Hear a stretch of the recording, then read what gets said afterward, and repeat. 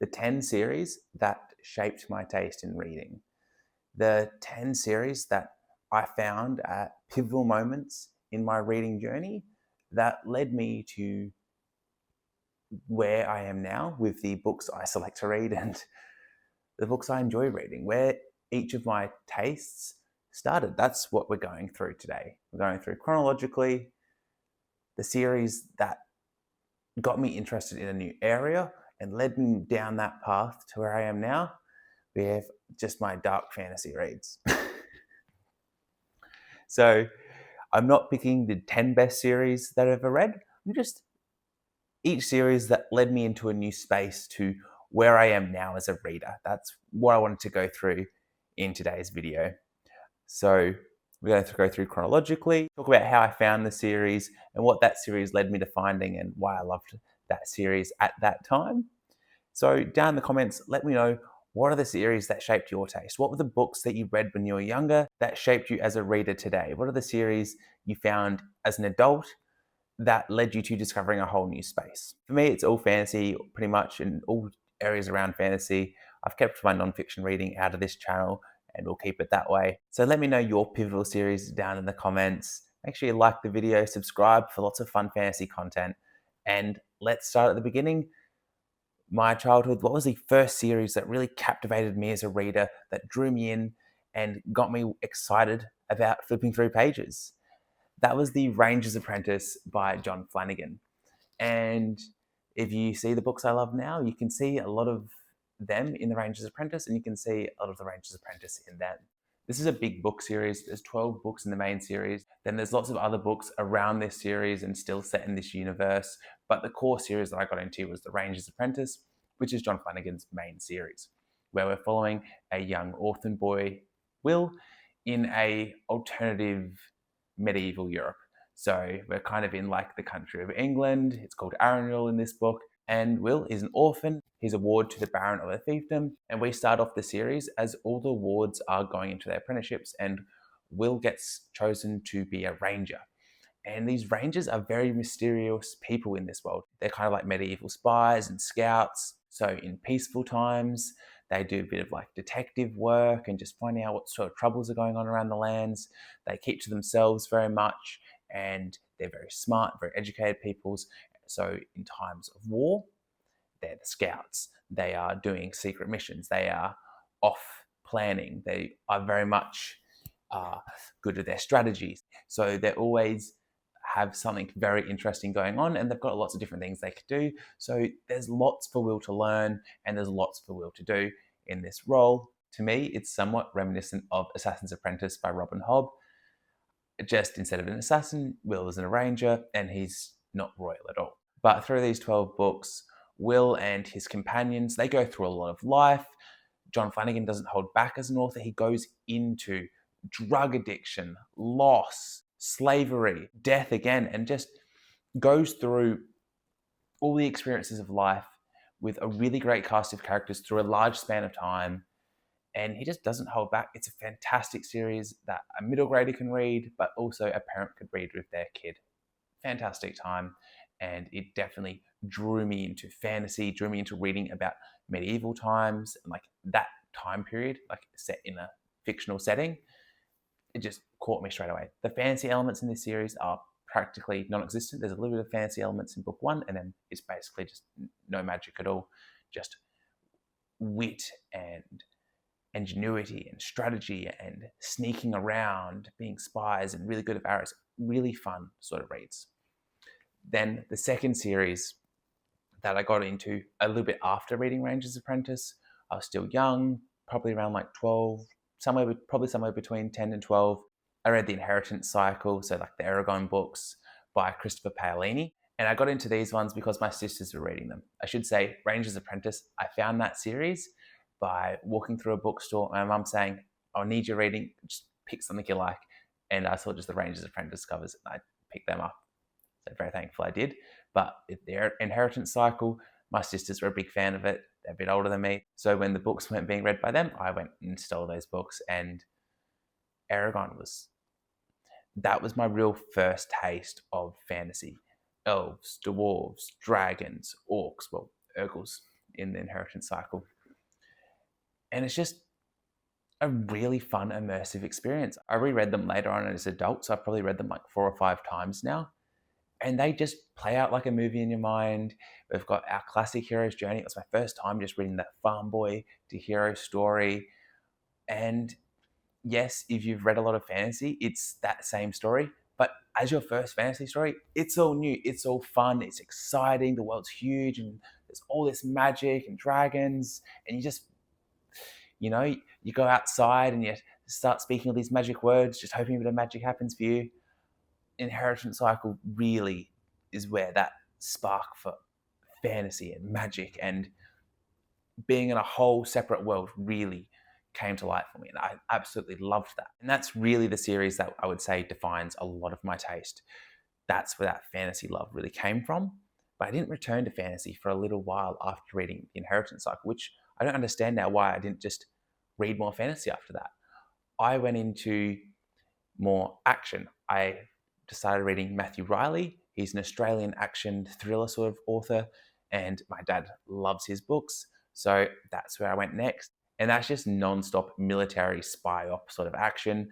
The series of books that I read by him were like his Scarecrow books. I don't think you have to read them in any particular order, but like the main character is a guy whose code name is Scarecrow, and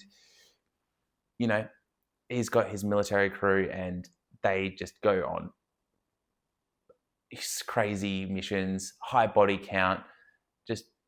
It's just a really fun time of just non-stop action. I've read a bunch of his books. I've read a couple in the last few years, and they just never disappoint.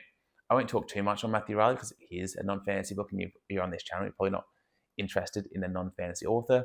Though he has one fantasy book, it's written for about 5 to 10-year-olds. It's very fably. It's called Troll Mountain. I read it a few months ago. It's fun, but nothing special. But his action books, fantastic. He's also got some other types of books that keep that level of action, but focus more on looking at different historical events and interesting geographical locations. But I haven't gone into those books yet. I will have to read those ones. And he just kept my spark for reading alive. When I was just more focused on being a kid, he just had high action books that I could just pick up and fly through even when I wasn't a huge reader. Now, I should mention, these series that I've been reading up until like this point, still as a teenager, I never read continuously. When I was at school, when I was doing sports and stuff, when I was in term, I wasn't really doing much reading, but holidays is when I did a lot of my reading. And particularly my family has a certain holiday location, and that was where I got the Ranger's Apprentice. When we were on holiday, I saw that bookstore, and I got that book, Ranger's Apprentice. Now, about 5-6 years later, I went back to that bookstore, and I came across The Painted Man by Peter V. Brett, also known as The Watered Man if you're in the US. So this is book 1 of the Demon Cycle, and this is where I really learnt the scope of fantasy. When you have a huge, massive, multi-POV story, you don't have elves and dwarves, you have some different world building. This one has demons that rise up when the sun goes down, and humans hide behind wards to stay safe. So it's led to a very broken up society where everyone just sticks to their cities or their country towns and doesn't really go too many places because it's hard to travel the roads. You have to have mobile wards that you can set up at night. So only a few messages go and do that just to keep things in touch. But something happens where humans can now start fighting back against these demons. And our main character, he's on his hero's journey, but he plays more that anti-hero role, and it's really dark, it's really gritty. There's a lot of things that are just slimy and just make you uncomfortable with this book. And it just drew me in. Huge cast, really interesting politics, really interesting world building, good action, and just a really compelling plotline of humans versus demons, but humans also against humans. Really good.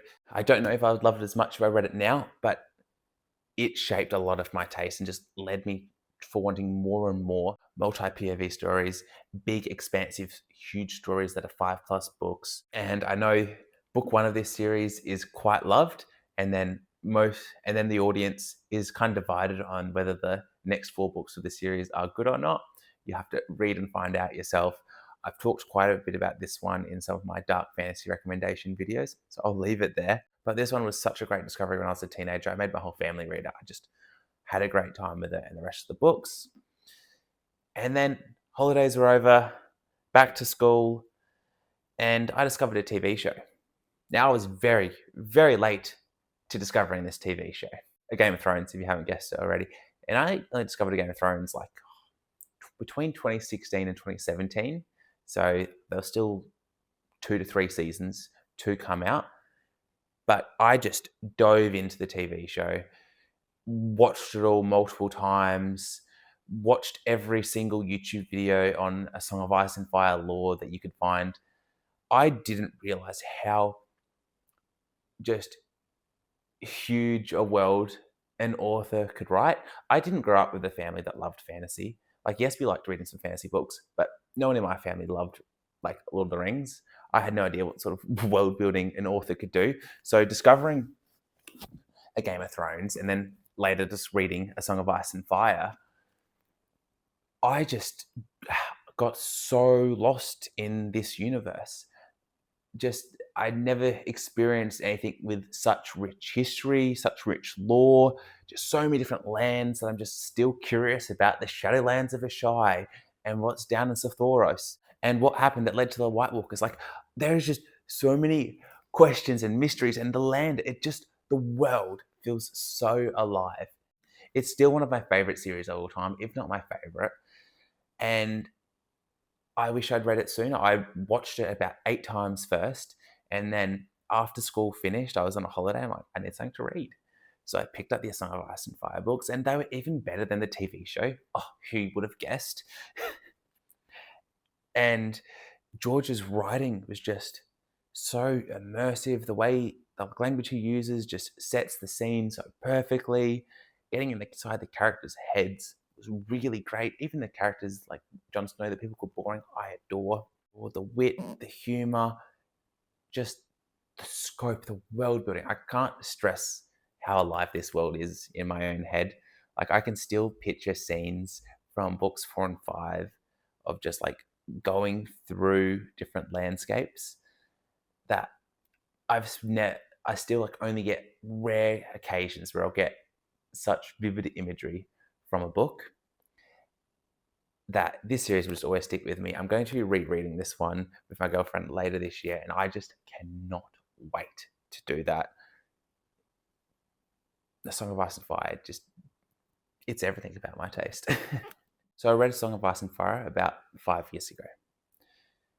And since then, I've been working, I started a new job, and I was focused on that. So I did most of my reading was about my job, just focusing on nonfiction sorts of things. But then I wanted to start focusing on my sleep. So I'm like, all right, I'm going to start reading fantasy before bed, just so I can unwind and detach a little bit. So across the year of 2022, I read the Witcher books. And I had a good time with Witcher.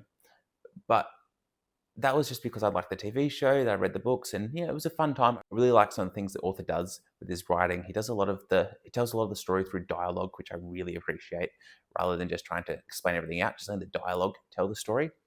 Really well done. But once I finished The Witcher, which took me like 8 months to read the 5 books, I didn't read the anthologies beforehand, which I really regret. So if you do read The Witcher, don't read books 1 to 5 in the series. Read the anthologies that come first. It's a collection of short stories that actually are at the beginning of the series. So make sure you do that. But after reading The Witcher, I was like, okay, it's time for a new fantasy series. I went into the store and I saw the most epic book cover I'd ever seen in my entire life. The Shadow of the Gods by John Gwynne. So, of course, just looking at a cover as epic as that, I went and bought it. I took it home. And I hadn't binged a book since the 5th book of A Song of Ice and Fire. So when I read The Shadow of the Gods in a week, it's only a 500-page book. But at that time, for me, reading a 500-page book in a week was unheard of. I hadn't done it in 5 years. I just could not put this series down. It felt like I was It felt a lot like The Last Kingdom and Vikings, the two Netflix adaptations that I'd really loved. So it felt really immersive, like we're just following around a few different people in their Viking war bands. There's a big fantasy element building in the background. There's a really interesting world, just trekking through the snow, really good action. I loved it. Very easy to read, very easy to binge. Fantastic. And it lit a spark under me that, like, oh, I can just read a lot every single day. It took away from other things in my life, but I became a very avid reader after that. So whilst I was reading this, I was like, I'm going to have to get my hands on something else. I went onto YouTube, and I bet you can guess what YouTube led me to. Brandon Sanderson. So I ordered Mistborn, and I read it the next week after finishing The Shadow of the Gods. I blasted through The Final Empire and the following two books in the Mistborn trilogy, Era 1. Upon finishing The Final Empire, I thought this was the best thing in existence. It was more just the Sanderlanche hitting me, like, now when I think back on it. But this was so incredibly fun. This was my introduction to hard magics. This is my introduction to, like, what's going on in the fantasy space now. This is my introduction to BookTube, which, I'm now here making BookTube videos. It just drew me into the modern fantasy world. Now, you could say Shadow of the Gods did the exact same thing, and it did, but we all know Sanderson is the Lord Ruler of the fantasy space at the moment, even though I don't feel inclined to read many more of his books after DNFing his latest big series. This was something truly special to me. It was fun, it was fresh, so we're in a world where ash is falling from the sky, and we are part of this slave class, and we get pulled into this heist with this ragtag band of people with little bits of magic abilities. Our main character, Vin, she has access to so much magic, but she doesn't know how to use it, so she has to get trained up, which just immerses us in this world of learning about the rules of this really interesting magic where you ingest metals and get certain abilities. You're in this, like, heist crew that is trying to overthrow the Lord Ruler, who has ruled for the last 1,000 years, and just that heist feel, the huge epic setting. It was such a blast, and I read these so quickly. So thank you so much, Sanderson, for what you did for my reading. I don't know how I'd feel about this now. I guess I'd feel it'd be a little bit slower, but the ending is epic. There's some great twists along the way, and it was a fun time. So if you're getting into reading, I highly do recommend Mistborn for getting started. Now, for the last 3 series, we're going to make a little bit of a time jump. So I'm not going to talk about all the series I've read. They are pretty much all the books I'd read, fantasy-wise, outside of The Witcher, up until that point in 2022. But then I just kept reading more modern fantasy. But then I discovered how beautiful writing could be, how gritty a story an author can tell, how dark an author can go, and how many boundaries an author can push with the Nevernight Chronicles by Jay Kristoff. Now, this is something very similar to Mistborn in terms that we're following a 16-year-old girl who is learning how to use a really interesting set of magic and has that scheming heist feel to it. But Nevernight is way, way, way magnitudes darker than the Mistborn trilogy. It's dark, it's gritty. Jay Kristoff doesn't leave anything off the page, so it's like 18 plus sort of read. His prose in Nevernight is super full on, super purple, tons of analogies and descriptive language. And it was just so immersive. There's really fun things that he does in this books where he uses footnotes in this one, where the author of the book is talking to us. And when I say author, I don't mean Jay Kristoff. I mean, there's a character in this book that is writing this book to us, and they'll just chuck in random world building through the footnotes. So if you're listening to this on audiobook, I will let you know there's just going to be random bouts of world building spouted to you. That's the footnote. That's not actually part of the story. So if you feel like that's weird, that's because the narrator just jumps down to here and doesn't let you know. But it was just another step up in storytelling. And obviously, if you've watched my channel, you know my favorite series of all time is Jay Kristoff's Empire of the Vampire series. So I had to put the series that led me to that series on this list, of course, and it just grew my love for that gritty storytelling with really descriptive and lavishing and flourishing prose. And then I can't talk about series that shaped my taste without talking about anything sci-fi related, of course. Now, I'm not the biggest hard sci-fi reader. I've read a little bit of hard sci-fi. Most of the sci-fi I read is kind of like fantasy and space. And the first fantasy and space I read was Red Rising. Now, I would say at the moment, the Sun Eater series is my favorite, like, story set in space. And again, that one's kind of like a sci-fi fantasy. But Red Rising is what got me to start trying that next step outside of fantasy. It's fast-paced, action-packed, it's dark, it's gritty, and it was just a really fun time just getting out, getting kind of like a bit of a Star Wars vibe, especially in like the sequel books. Red Rising is broken up into two parts, and you can kind of talk about like the original trilogy of Star Wars and the sequel trilogy in Star Wars, though the sequel in Red Rising is going to be 4 books, potentially 5 is the last book, has to get broken up into 2 volumes.